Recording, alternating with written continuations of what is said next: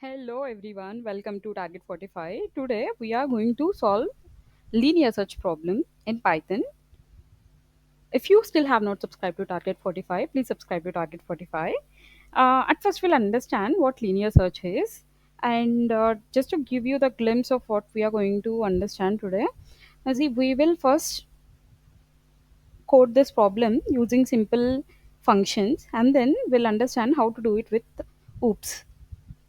Oops meaning object oriented programming. We'll use that and then we'll solve it. So first let's understand what linear search is. So linear search is a simple searching algorithm used to find a specific element in a list or array. So if you're coming from other programming background like Java, so there we call it as array. Here we call array as list. You can use either array or list, but you have to remember the fact that whenever I say list, it is an array. It works by checking each element of the list one by one until it finds the target element or reaches the end of the list. So basically, if you see, if this is our list, what we are saying here, the target element is 9. We'll check if the first element is the target. No, it's not a match. In the same way, it will check for the second element, third element, fourth element, and the fourth element is a target element, yes, and the match is found, and it will return the index as 9. In case there is no such element 9 in the list, then it will return -1, which clearly says that there is no element, so index not found. Index not found. No, it's not index not found, element is not found simply. And then we'll understand time complexity for the linear search problem. See, the best case time complexity is order of 1 and the worst case is order of n, whereas the average case is order of n. If you see order of 1 for the best case, if the target element is the first element in the list, then it is the best case. In the worst case, if the element is the last element, we have to do all the comparisons in the linear search, so it is order of n. So whereas our average case is something we need to at least go through half of the list in order to find the element. So that is why in average case it is still order of n. There is no change. The thing is, linear search works on both sorted and unsorted arrays. Okay, I have not. Okay. Okay, let's start coding for this. I'll write a method for this. Name linear search. I am writing a linear search function.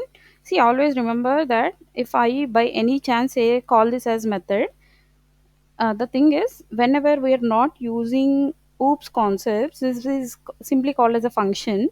Whereas if we keep the same function inside a class, it will become a method because it will have some object oriented properties. That is why the same function is called as method in class. So that is why remember, if by any chance if I call this method, please kindly remember this and please forgive me for that. So let's pass array and target element. So let's make it empty for some time. So let's have array first. Here we are having one array. So the array consists of the list of elements, that is 3, 5, 2, 4 and 5 and 9. So these are the list of elements, and the target element is 2. Target element is 2, and after this we have to simply call the method, call the function linear underscore search array and the target. So by now we'll be getting the result. We have not written anything in this code, so let's write the logic in this code and then we'll handle other operations, like I'll tell you. So let's write a for loop. So for index comma element in enumerate array, here I'm using enumerate function. I'll explain you what it is doing. We'll simply need to check if element is equal to target. If it is true, then we have to return the index. If it is not true, like By any chance, if there is no element in this entire array, then we have to return -1, which clearly states that the element is the target element is not found in this particular array. So here I said I'll explain about enumerate. What enumerate does is it will give us the index plus value for the array. Let's say if we, I'll print it and I'll show you how it will be. List. I am converting it to list because this is an object. This will return an object enumerate. That is why, in order to show you how the output will be, I am using list here. Basically, what it will does is for every element, it will give the index also. So basically, it will give us 0, 3, 1, 5, 2, 2 in this format, meaning index plus element. That is why we are using index and element here. So you see the output, you can clearly understand what enumerate is doing. If you see here what I said, it is giving the combination of the index plus element in the list. So that is why I simply use the enumerate function, and I have got the index and element from the array, and I'm simply checking if element is equal to target. If in that case, I'll have to return index. Otherwise, if there is no element found in this entire array, we have to return -1. um, Let me tell you like other approach. Instead of using this enumerate, we can also use another approach, which is, if you're following this coding series, this will not be hard for you. This is also a simple approach, that is using the range function.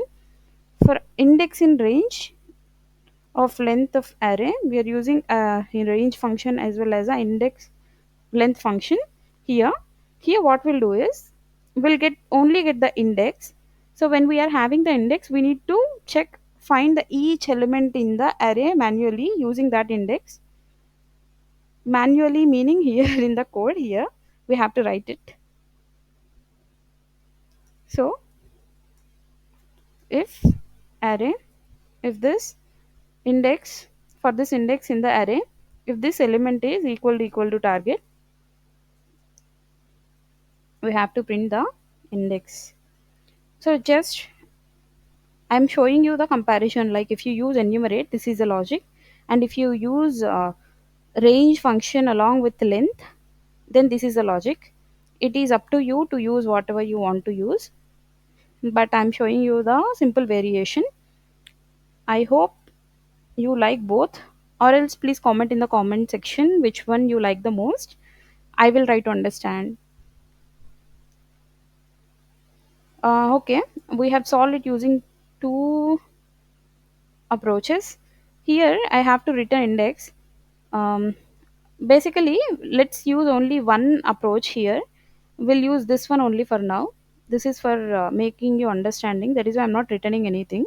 Let's not have any additional confusion here. So what we'll do, we'll get the result. Here we'll have to check if this result is not equal to -1, which clearly states that there is a element, and we will be getting the index of the element. So we'll be using f strings. Element is found at index. I'll write result here.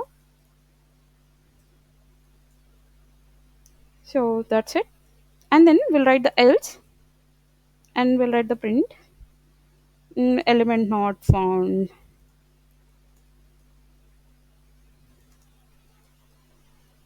Element not found. See, in this way, we have solved this using simple function and two different approaches to solve the same problem. Why is it not printing? Okay, if you're wondering why it is not printing here, because we are returning here. When we are returning here, the execution stops here. Like it will come out of this function, and it will directly go and check this condition. So for that reason, let's keep copy paste this code before this, and god, let's print now. You'll get the index printed. Okay, fine. See, you got the index now. So just the simple variation. So next, now that we solve the entire problem using for linear search, we have a function, we have if else conditions, and we checked everything. We use enumerate and we use range and length functions. Now we'll use oops object oriented programming. Here, if you see, there is a class name which is linear search. This is a class name, and for now you just forget about all this logic. We'll come to this later. Here, if you see, there is an array at line 60. There is array and the target element is some 45. And here we are creating an object. Since this is object oriented programming, we are creating an object here. So for creating an object, what we are doing, we are taking the class and in the brackets we are passing the array. So this is like initialization. Whenever the object is created, some initialization is happening. For this initializations, it has to be handled using this init method. Here in this init method, that is why we are writing self.array equal to arr. So this is now instance array. So we have an object and we have a init method. We have like some self. Here self indicates it belongs to the instance of a class which is object. It belongs to the object which we can use it. We can use self and make use of the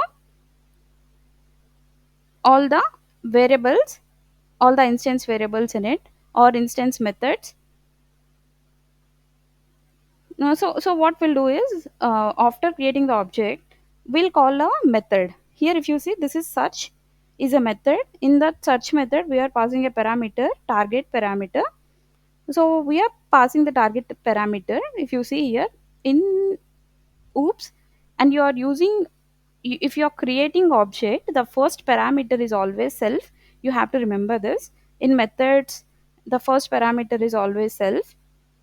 So that is why the second parameter is target. And here in the above approach, we have simply used as array. Here we are making it used as self dot array, because we are saying that it belongs to this particular object and we can access it using self dot array.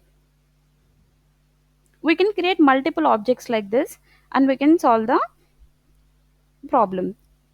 So that is why there are few benefits with the oops. That is why if you want oops concepts, that is why I'm trying to make use of oops here for explaining this linear search. So I hope this is clear. So remaining logic is same. There is no change in the logic, but I'm just telling you if we include oops in the above program, how it will look like. I hope you understood. Remaining is same. We are checking if result is not equal to 1, minus 1. So everything else is same. If you by any chance did not understand anything, please comment in the comment section. That's it for today. Or else if you have any suggestions, don't forget to comment in the comment section. Thank you. Bye. Have a nice day.